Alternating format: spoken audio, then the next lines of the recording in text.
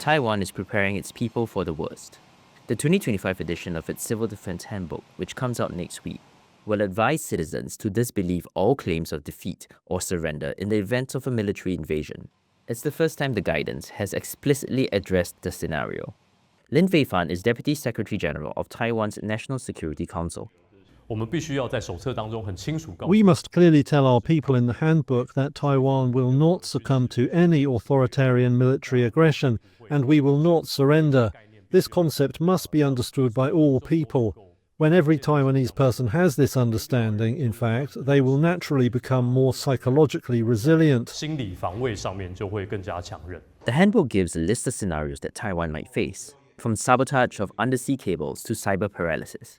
It also warns that an adversary could make a unilateral declaration of no-sail or fly zones under the guise of military exercises, ultimately detailing an all-out military invasion.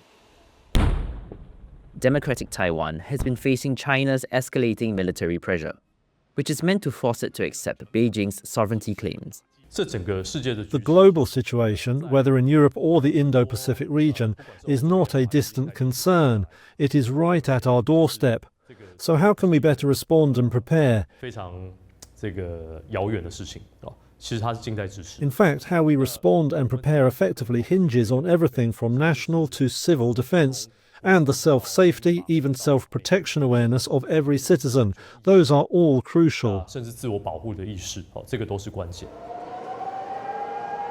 The handbook also offers guidance on how to find bomb shelters and supply stations via smartphone apps, as well as tips for preparing emergency kits for family members, including pets.